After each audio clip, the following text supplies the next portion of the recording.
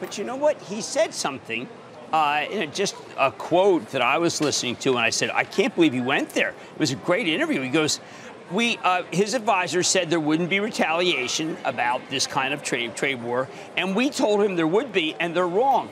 Now, the Donald Trump that we read about all the time and what he brands fake news, they will take this and they will say this is directly criticism of the president, and the president will take that as direct criticism of of himself. So this was actually a risky thing to say. Yeah, it's funny. I thought the same thing. I wondered the same thing, Jim. But it's not an unusual thing to say or to hear from a CEO of a multinational corporation, is it? But we have an unusual president who takes these things very personally. I could see him turning to what advisors left in his room and just say, can you believe after all the things I've done for Dimon, he comes out and says I was wrong. After all the victories we had, who is Dimon to say this? You know what? And that's the kind of thing that goes on in the country now. So, I mean, if I were Dimon, this is a comment that I would look back and say, man, maybe I shouldn't have said that. Maybe I should have said, I think some of the things are ill-advised, but he's got some victories. Because that is not what you're supposed to do to this guy. Well, you know what? I don't want to live in a country like that. I want to live in one where you're allowed to say what you think and not have to worry that you're going to be retaliated against, Jim, by the president in some fashion. I thought overall he was actually positive. It's America now. America's changed. This is America. Yeah, this is the age of Twitter. This is direct criticism of the president. He said the president's people were wrong. What exactly does that mean? I think it means that therefore Dimon's wrong in the way that the president thinks. I mean, otherwise everything was really copacetic with the president. And yes, I mean, we think too much. There were some Jamie Dimon truisms. You know, too much debt is not that good. Unwinding policies are difficult. He says those things. I always feel reassured. But you know what? Maybe that's Dimon's job.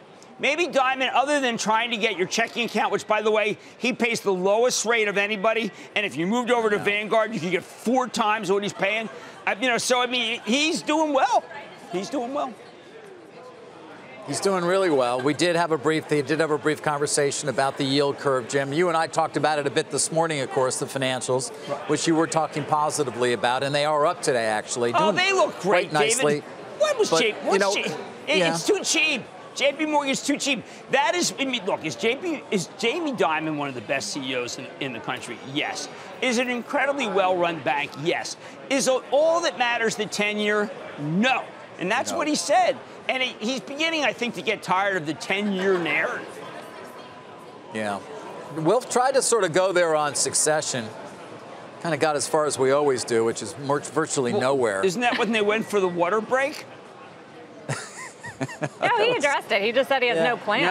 No, they water broke. Like another 5 years. It's a succession question. That's a question where you just, you got.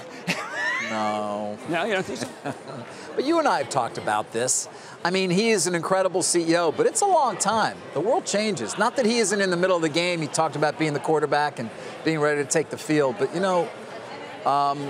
there's no real names that we hear about, are there, in terms of succession anytime soon? No, and you know what? Remember, he did not start the company. So this is not one of those things where you're manager for life. I mean, he is the manager of a public company. A lot of people would say you're not supposed to stay too long because what you do is you discourage the people in their 40s and in their early 50s who will say, you know what?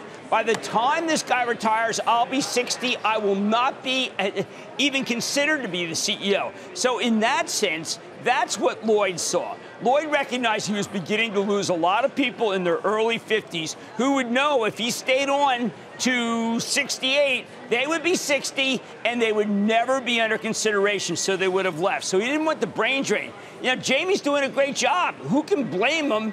And shareholders want him to stay. But I do think that there's always that problem of very smart people saying, he's never going to leave. I'm going to go take a job at a bank that BB&T after Kelly King quits, that kind of thing. Yeah.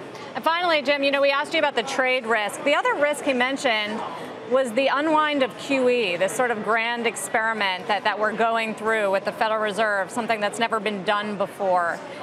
How much do you think about that as a risk for the overall system and the economy? I think the Fed's doing it wrong. I think that they should be selling their treasuries, get out of that game, give us a little more inflection. They have historically refused to do that. It would be remarkable what it would do for the banks, what it would do for the liquidity of the system, and it would make it so that we were no longer in this manipulating world. It would be a true market with true price discovery. But the Fed hasn't wanted to do that. I think Jay Powell's a very smart guy, and he's going to figure out maybe we should just sell these treasuries. But I got to ask both of you, how about Me Too? How about Moonves? How about what Dimon said? Where are you guys coming out there right now?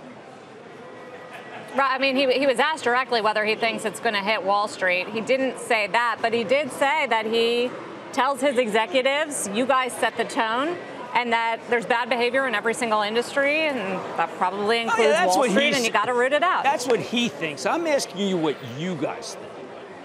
Well, didn't we discuss this morning? Yeah, but you got Sarah there and David. I heard the phone ring. This has not been idle. David, you have something to report? Since I talked to you this morning, are you really going to look me in the eye and tell me that you don't know what's happening right now? That's the whole point of the question. It wasn't just pointless, hey.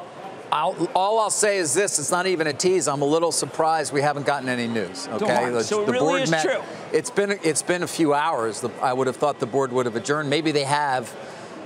I don't have anything, Jim. I'm sorry. I mean, I will immediately text you because I know Mad Money's coming up. You'd like to be fresh as you possibly can at the top of the show. So I will let you know as soon as I know something. And how about the 7-foot shark that I caught, the El Monstro, instead of that man's 6-foot shark? I mean, mine was a foot longer and maybe 50 pounds heavier.